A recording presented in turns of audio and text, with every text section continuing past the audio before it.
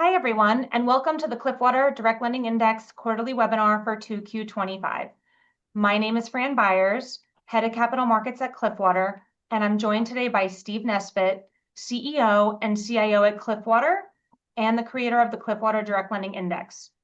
Cliffwater is an alternative investment advisor. We were founded in 2004, and we are active across the alternatives investment spectrum.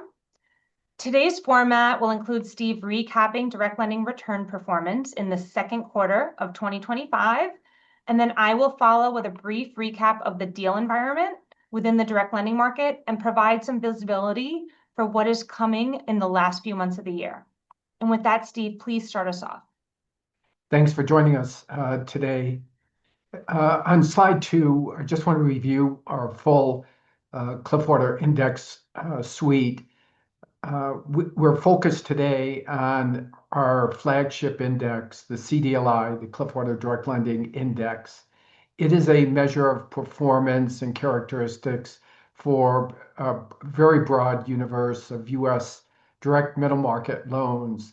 It is a return on asset. So this is not an index of manager returns. It's the underlying middle market loan collateral. We call it in terms of type ROA because basically it's a return on assets. Our two nearest or sub-indexes related to the CDLI or subsets of the CDLI are the CDLI S, or just the senior loans, again, return on asset. The CDLI-V, which is our venture index, again, return on assets. We also introduced a few years ago the CDLI perpetual index. This is an index of perpetual BDCs, and we have two versions. The CDLI P-ROA. So this is like the other three indices, and that's a return on assets or the underlying collateral within perpetual BDCs. And secondly, an ROE measure, return on equity. So this is an after-fee performance of actually managed perpetual BDCs. Okay? And we broke out perpetuals because it's basically the fastest performing, fastest growing subset of BDCs. And today they represent over 50% of all BDCs. I won't go through the next two. I think it's self-explanatory, but I would like to move to the bottom. We also have two indices where we break up the CDLI into upper middle market and lower middle market. We've written on these two subsegments, basically the net outcome being, while there are higher yields in lower middle market loans, basically because of expenses and fees, it's basically been a wash between the two subsets. So with that as background, let me talk about the second quarter, which basically has been what we hoped for, another boring quarter. Here we show performance in the table at the top over the trailing year, 5 years, 10 years, and from inception, which is now over 20 years. But basically, middle market loans, very little drama over the past year. Interest income at over 11%. Realized losses, negative meaning losses, 75 basis points. The long-term average is at just a little over 1% per year. So realized losses have started to tick up a little bit, but still significantly below the long-term average. Unrealized, some modest markdowns over the last year, 17 basis points, not particularly material. But over the last year and 5 years, really helped by pretty high reference rates today at a little over 4%. They were running over 5%. But with that tailwind, the index has produced double-digit returns over 10% for the trailing year and the trailing 5 years, somewhat below that for longer periods of time, primarily because of lower reference rates. If you look at the graph at the bottom, we show quarterly total returns for this CDLI. And this is a classic pattern. I've described credit, whether it's private or public credit, as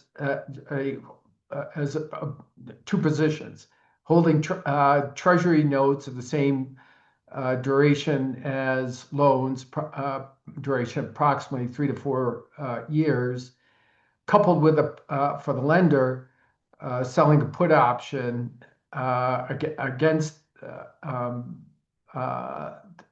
those loan assets to the borrower. So it's basically, hey, I'm collecting income from the treasury bond and from the sale of the put option, and I don't have to, unless there's a loss or a default, I don't really have to pay anything out. So this is what that return stream looks like. Pretty steady Eddie in terms of clipping coupon income that includes the premium for the sale of the put, and every once in a while hitting some rough spots caused by a downturn in the business cycle or financial crisis, and of varying degrees, and showing a negative return over a fairly short period of time. So if you look at the right-hand side, basically we really haven't had a negative event since COVID. Even during the Russia crisis and the jack up in interest rates in 21, the index showed positive returns, and most well-managed private debt portfolios showed positive returns in 2021. And this next page, again, just wanted to review what the math is for private debt. And it's really simple. It's interest income. That's reflected in the blue bars. Okay. If you look over a long period of time, or since inception of our index, it's really income has varied between 8 and 12%. When times are tough, risk-off market, it gets closer to 12. When times are good, it's a risk-on market, it gets closer to 8%. Today, it's kind of sits at the middle of that range. Long-term historical average is 10.86. I think today it's almost right on 10%. So the return equals interest income, then minus losses. And that red line shows realized losses, trailing 4-quarter realized losses from inception. And you can see that the financial crisis was quite an aberration. In one quarter, it was, or the quarter ending 2008, or excuse me, I think it was 2009, absorbing the worst of the financial crisis, 4 quarters, it got up to 9%. So that is the worst case. And then subsequent to that, we've had realized losses bump up. That there was a early Euro crisis, oil crisis, COVID, Russia wasn't that bad. Losses got up to about 1%, but the long-term average is 1%, and so you can have very good periods and some bad periods. But the most important takeaway is the difference between the top of the blue bars, okay, and that red line. that's the income you're capturing net of realized losses. So that is the economic return to investors before fees. So again, if in terms of economics, income minus realized losses. Sometimes managers can augment income through the use of leverage, deduct losses, deduct fees, and you get your total return. Just comparatively, this is a table I presented last quarter. It's not updated through June 30. It really focuses on calendar years. But if you look at the bottom of the page, 5, 10, 20 years, our direct lending index,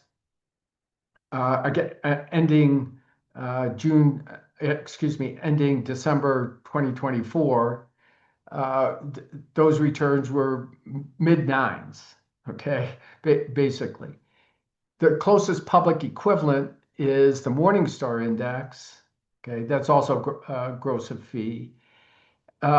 Those were between 5 and 6%, okay. The delta between the two has pretty much averaged 4%.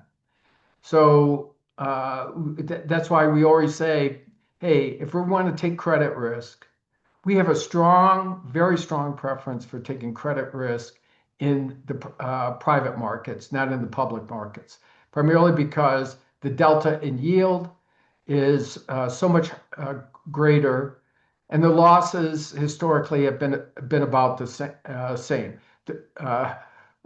Private debt is no more risky than public debt, even though the size of the company is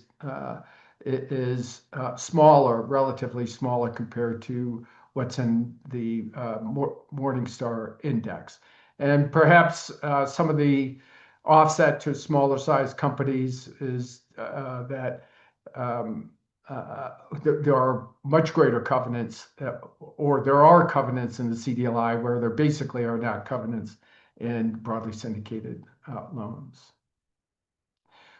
Moving on, just quickly, the liquidity of the market has improved over the last 2 years.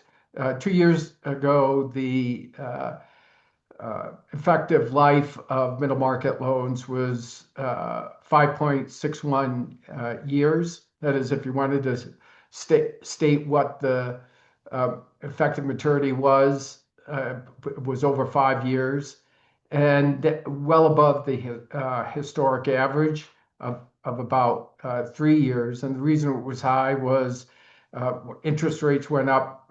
People didn't want to refinance, or the borrowers didn't want to refinance loans. The M&A market basically went in the tank, and there wasn't much activity. That lengthened the effective maturity, but that has partially been mitigated over the last several quarters. The effective maturity is now under 4 years. Turning to non-accruals.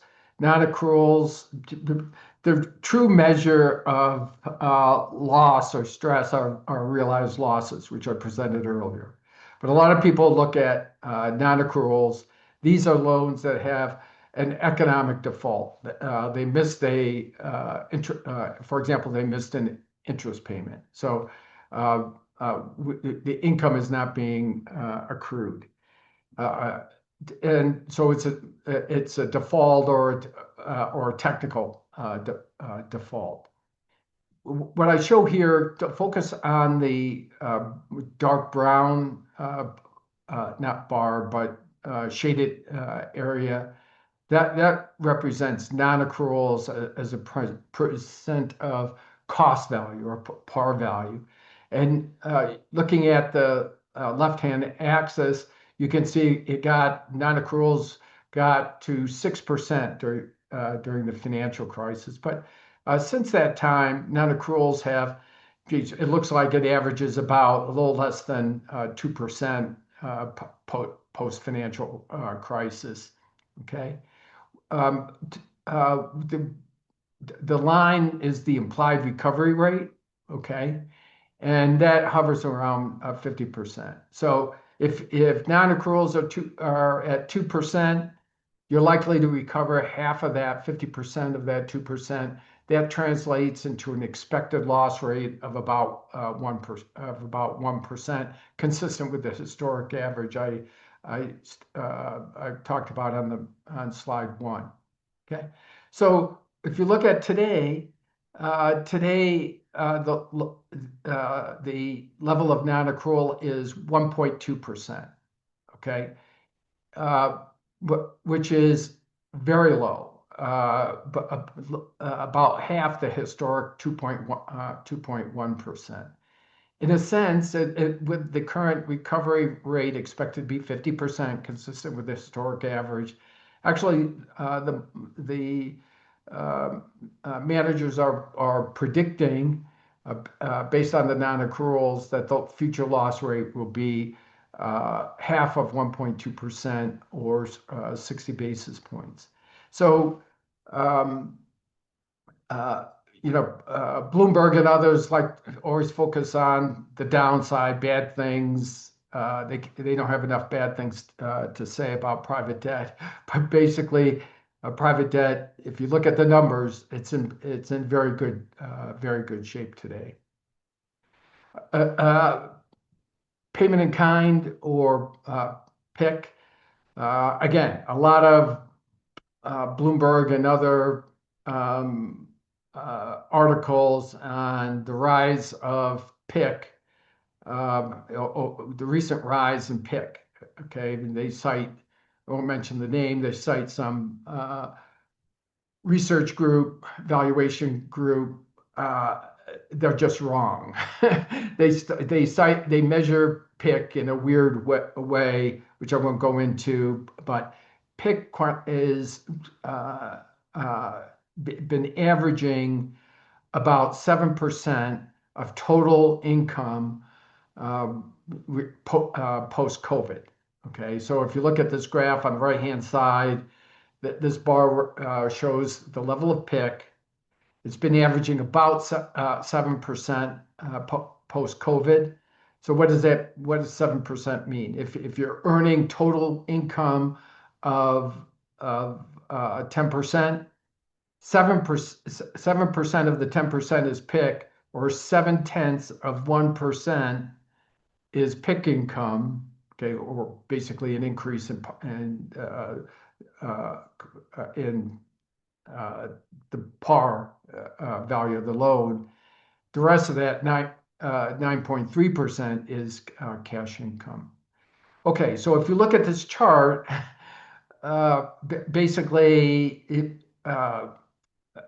pre-financial crisis, it was quite low. It was a different market back then. A lot of second lien was subordinated. The equity composition was high, but not PIK.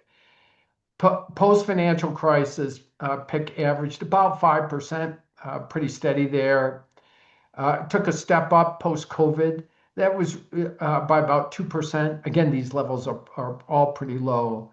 But there was a step up post-financial crisis. A lot of that had to do with the introduction of what we call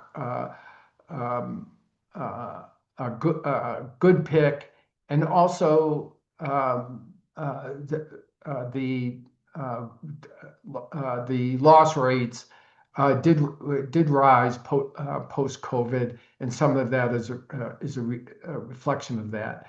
But big picture, PIK is not our concern. It's not on the rise, and makes for good headlines, but it's basically false news. With that, let me turn it to Fran. Fran, take it over. Yeah, sure. Thank you, Steve. So the time has finally come, hopefully, that lenders have been anxiously awaiting for all year, which is the return of new money deal flow, with the second half of the year coming. We know all too well the M&A projections for 2025 were highly optimistic. yet they failed to come to fruition due to tariff volatility and policy uncertainty that struck the markets in the second quarter. But with enough time passing over the last few months, giving borrowers, lenders, and sponsors time to process the idea of tariffs and all the changes that came with the new administration, we are seeing that pipelines are starting to show a pickup. And so the hope is that post-Labor Day, the market does become more active. But just starting here on this first slide, let me just briefly recap for you markets in the past quarter for 2Q25. So lenders across the board have highlighted the dearth of new money lending opportunities that ensued post the tariff announcement back in April. Nothing kills M&A activity more than uncertainty. And so the debt markets did see a material slowdown over the past few months, with borrowers largely focusing on portfolio optimization instead of M&A. So new money lending in 2Q25 within the direct lending market was at its lowest in 5 quarters, as evidenced by the dark blue line here in the chart on the left. We saw new money issuance down 30% quarter over quarter, and LBO issuance was down 50% quarter over quarter. The public loan market equally felt this drought, and perhaps even worse than the direct lending market. With few places to go to deploy and stay invested, mutual fund managers and CLO managers basically turned to the secondary market in 2Q, driving loan bids back up with nearly 40% of the market trading over par by late June, early July timeframe. This resulted in one of the highest volume months on record for repricings in the public loan market, as evidenced in this chart here on the right. We saw over $150 billion in deals in the institutional loan market basically price their debt lower in the third quarter so far. Many of these borrowers are in the single B rating category, so a little bit higher on the risk spectrum. And we've even seen a handful of borrowers come back to the market twice this year to reprice their debt lower, simply because they had the upper hand. So with so many repricing waves hitting the public loan market over the past 2 years, what you can see here is the available price cuts left for borrowers is pretty slim. And you can see that price cut here on those repricings in July in this blue line chart only averaged around 40 basis points, versus earlier in the year, repricings were much steeper on the spread cuts. So this basically implies the market is priced to perfection. It's near as tight as it really can get on a spread standpoint. Flipping to the next slide, we can talk a little bit about how direct lenders have reacted to the lower availability of supply. So when the tariff news hit, a few things happened last quarter. Not only did deal flow decelerate, but direct lenders also became far more discerning on the types of deals that they're interested in underwriting. So we've seen tariffs go from 0% to nearly 20% on average, which is the highest level in 90 years. If the effects of tariffs are hard to quantify, or if it's too challenging to predict the likely impact, then the best course is basically to avoid or minimize exposure to borrowers that have heavy exposure to tariffs. That was the mantra for direct lenders in 2Q and so far in 3Q 2025. So what we're seeing is direct lenders have basically accelerated the pile-on into more defensive, service-oriented sectors that have more recurring demand, less commodity, less supply chain risk, less economic cyclicality, and more predictable business models in light of all this macro uncertainty. We highlight this for you in the chart on the left. So we're analyzing here the spread per unit of leverage across direct lending by sector cyclicality. And what you'll find is the more defensive sectors in gray, which is your software, your financial services, your healthcare names that portray more through the cycle type stability, we can see that the heavy competition on those names drove risk reward down in the second quarter. Many direct lenders simply prefer safety over yield, so they're willing to accept 450 to 475 basis point spreads on many of these names if it means that these are going to perform through the cycle. But even the more cyclical names in the dark blue line, while they do price wider than defensive and GDP grower type credits, they also saw a material tightening on their spread per unit of leverage. And so risk across the board, both for great credits and tougher deals, priced down in 2Q due to a supply-demand imbalance. And when you look to the chart on the right, which shows you the leverage for borrowers across the space, we again break it out by business cyclicality. We can see that leverage levels rose on the defensive deals, again, because the supply was thinner and everybody favored these deals. But the leverage levels on the more cyclical credits have tightened. Lenders are less willing to accept that risk from a structure standpoint. They're also signaling that lenders are more cautious on any name that poses any sort of heavy macro cyclical risk today versus where we were 2-3 years ago. And so direct lenders are clearly doing a very good job of structuring and figuring out the best credits from the tougher credits. But performance dispersion down the road might be driven more by these GDP grower type deals in the medium risk category, where they are often getting very similar terms to the defensive businesses. So that is something to watch. Moving to the next slide, we can highlight a little bit more pricing across the different parts of direct lending. Chart on the left basically tells us that all parts of the EBITDA size spectrum within direct lending have been affected by the supply-demand imbalance this year. Lower middle market, core middle market, upper middle market, all saw pricing fall below 500 basis points on average for the first time since we began tracking spreads at Cliffwater. The hope is that once supply normalizes, we start to see pricing flex back up above the 500 basis point area. If you dialed into any of the BDC earnings calls this past quarter, a lot of managers did highlight that pipelines are showing an optimistic rebound, and expectations are for the M&A environment to improve modestly in 2H25 with a more material pickup in 2026. So while the lower middle market should have a pricing premium due to the smaller scale of the borrower, we really haven't seen that premium since 2024 because the lower middle market can be very competitive.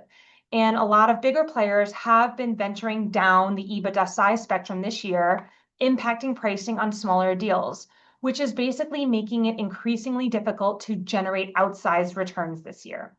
And a lot of managers highlighted that on the earnings calls.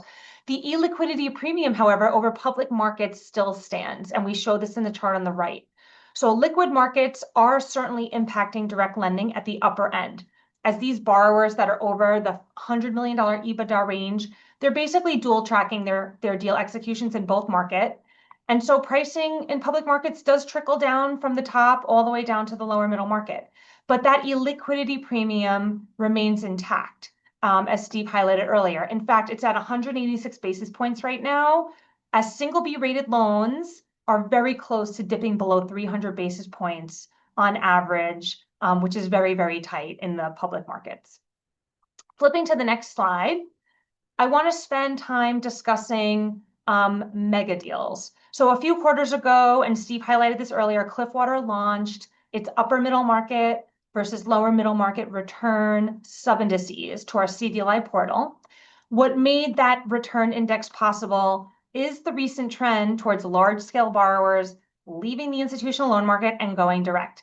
We would now like to introduce our brand new Mega-uni outstanding index, which we will update moving monthly forward. And it tracks all the current billion-dollar-plus mega-unis that are outstanding, that were led by and invested in by direct lenders. So these loans are unrated, they're first lien, they're mega-unis, and they get incorporated into our index once their total deal size surpasses the billion-dollar threshold. As of July, there are nearly 400 billion in mega-unis outstanding. So if you believe the US direct lending universe is somewhere in that $1.2 trillion range and above, these large-scale deals are material. And this level of growth since 2021 is very steep. It's incredibly impactful to the space, and we don't see this trend slowing. This is a big reason why you're seeing so many broadly syndicated investors like CLO managers, PE shops, and even banks are trying to get into direct lending so they can have pockets for these deals in this market that are leaving the public markets. Now, despite the slower new issue flow this year market-wide, this index did continue to grow, which means that bigger borrowers that historically leaned on institutional loan market see real value in private executions, and they are leaving public markets to go direct. In the chart on the right, we're also tracking what % of these mega-unis are refinancing out or leaving the direct lending market. So how often are these bigger deals either going back to the public loan markets or the high yield bond markets, or are they doing an IPO, or are they paying down debt because they're being acquired by a strategic and retiring their debt? So we're looking at all those factors. as you would expect with growth accelerating post 2021 in this index, we did finally start to see repayments showing up in 2024 and beyond. But it's about 3% per quarter, or about 10% of the index each year is leaving the direct lending market. We actually consider 10% to not be too bad, actually. When you think about, and Steve showed this earlier, most loan portfolios are kind of turning over 30% a year. And so this means that these large scale borrowers, they actually prefer to stay direct and grow their deal sizes to meet their target returns and achieve their growth theses with direct lenders, even though they can go back to the public markets and obtain material price concessions. So moving to the next slide, we can recap credit health across the market. I'm going to echo a lot of what Steve highlighted earlier on the PIK and the non-accrual. There's a lot of news articles out there on the default rate and the stress rate within direct lending. And I'm finding that the metrics are widely dispersed based on what news story you're reading. So just a couple tips from us. It's always a good idea to first understand the count and the denominator when you see these metrics. I have seen some default stats that only have a denominator of 150 loans or 300 loans, and that's a very thin data set. For comparison purposes, CDLI is a very large data set of over 10,000 borrowers and 20,000 loan holdings. Secondly, it's important for you to understand the definition of default. Our default rate here, and the non-accrual rate that Steve showed earlier, only encapsulates loans placed on non-accrual status.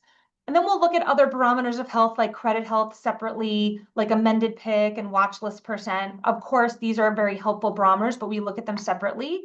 Other data providers are just lumping PIK and maturity extensions into default, which can inflate the metric. So of course, it's important to look at all those things, but just understand the definition before accepting that headline number that the media puts out. So when we analyze the roster of brand new loans that are added to non-accrual status over the trailing 4-quarter period, the default rate's still pretty benign. In fact, it fell to 1.45% in 2Q25 from 1.8% the quarter before. Now, the drop in the rate was driven by a few large loans that were previously restructured, falling out of the data set. However, there's also been a few new bigger loans that were added this quarter to the non-accrual status data set. So we break out the default rate for you by sector to see some themes in the chart on the right.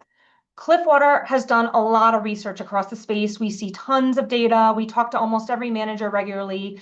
So we thought you might find it helpful if we provided you some of the common themes we're noticing in each of these sectors when we do see default surface within the CDLI. So what's causing certain sectors to have issues? So first, starting with technology, this is the largest sector within CDLI. It drives 25% of outstandings. This sector actually saw a return to a sub 1% default rate area, with Pluralsight being the big driver as it fell out of the trailing 4-quarter default rate, and it brought the tech default rate back down to very muted levels. That being said, there are a few large tech names within the index that were written down this past quarter and that drove up the PIK rate meaningfully within that tech sector. So Steve showed you the PIK rate earlier has been pretty flat, but if you go sector by sector, there's some sectors where the PIK rate's actually coming down, and there's some where the PIK rate's showing a little bit of a degradation. Tech is one of those sectors where we did see the PIK rate jump from 12% to 18% this quarter. So there are a few names there that are struggling that we could potentially see the default rate in the tech space jump in the next 1 to 2 quarters. But in general, the tech sector is typically one of the lower default rate sectors within CDLI. However, it's extremely competitive. So when a company does default in this space, it's often driven less by macro pressures, less by recessionary pressures, and more due to factors such as liquidity issues, customer churn, or poor integration. What we're finding is sometimes the rapid change in technology in the space right now, either driven by AI or bigger, more well-capitalized competitors, could be taking customers away, and perhaps the bank group didn't see the product as sticky as they initially thought and saw reduced demand. So when you couple that with high leverage and liquidity issues, you can sometimes see select issues in technology, but of course, nothing macro driven here in these metrics. Healthcare, business services, financial services drive the bulk of the index in addition to tech. These 3 sectors are all moving in the right direction. Defaults are actually falling. Also, these three sectors are not showing any material changes in pick rates like the tech sector is. So we're not seeing any issues here. Healthcare, actually, most of the performance woes came post-COVID due to labor retention issues, labor wage pressure, collection delays, integration challenges, and roll-up strategies. Those tend to be the major reasons. We also can find credit issues in healthcare from heavy customer concentration or Medicare, Medicaid pricing pressure. So those typically tend to be the drivers of defaults, not, again, macro pressures. Business services tends to be very stable and a favorable industry, with defaults typically being few and far between. The default rate is very low at 2Q25 at only 60 basis points. This is one of the spaces that you really don't see defaults pick up until we see a macro slowdown, and it's usually driven by customer churn. Obviously, GDP growth is still positive, so it's an asset-light sector, very high margin. It's been performing quite well. So the larger issues within CDLI are the same ones we flagged last quarter. They're concentrated in consumer retail, media telecom, and now industrials. These three sectors are showing more stress, and tariff issues could continue to exacerbate credit health in the second half of this year. Starting with industrials, there was a large name, 4840, that was a mega uni that permeated many lenders' portfolios that went on non-accrual status this quarter. It drove up the industrial default rate to 2.5%. So this shows when a large loan defaults, like a Pluralsight or a 4840, it moves the numbers for sure. The manufacturing industrial sector comprises about 10% of CDLI. It's one that we find can have a wider range of issues when you see defaults. It could be anything from input cost inflation, pricing pressures, supply chain pressures, tariff risk, collection delays, and then topping it off, you can see macro slowdowns impact this sector. So definitely a lot more issues can impact this business industry risk. However, there's a lot of hard assets in industrial companies. You have valuable IP, and so you can get a really solid recovery in industrial companies when they do go into non-accrual status. And then lastly, digging in on media and consumer, these both sectors are very susceptible to a slowdown in discretionary spending. They are showing more material spikes this year in defaults. However, consumer is about 10% of CDLI, media is only 4%, so they're driving a very minority share of the index, which again is why the overall stats look pretty solid. The biggest issue with media is that they are going through a transition of technology with AI. You can see changes to companies' business profile if algorithms change with Google or Amazon. Clearly, in consumer land, the average person is slowing the purchase of goods and services. And so we could see some potential pickup in stress in the second half in these two sectors, so something to watch. And then moving to the last slide, we're going to wrap things up just by highlighting the watch list. So we track the watch list of over 90 managers within the CDLI.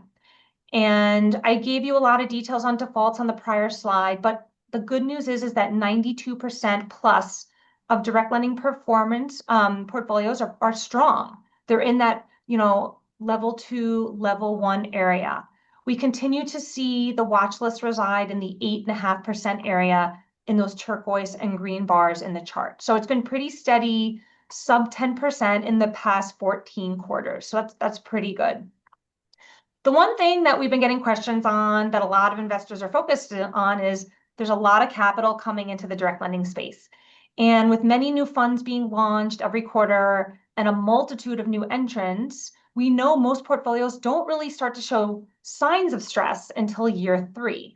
So what we did is we took the watch list in the chart on the right and we removed any fund that was launched in 2023 or later to see if we could quantify what the watch list looks like on a more seasoned portfolio in that light blue line. So when we do that, you will see that the watch list of the pre-2023 vintage managers does rise to 11% in 2Q25, up from that floor of 7% back in 2022 when the macro was more benign. So credit health has deteriorated modestly, mostly due to rising base rates. So that is to be expected, and against secular or idiosyncratic issues in a seasoned portfolio.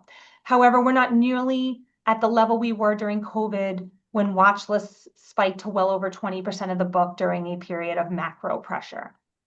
So that concludes our prepared remarks. With that, I'm going to turn the presentation back over to Steve to sign off. Thanks, Fran, and thanks everybody for joining us today. Enjoy the rest of your summer. We'll talk to you again in 3 months. Take care.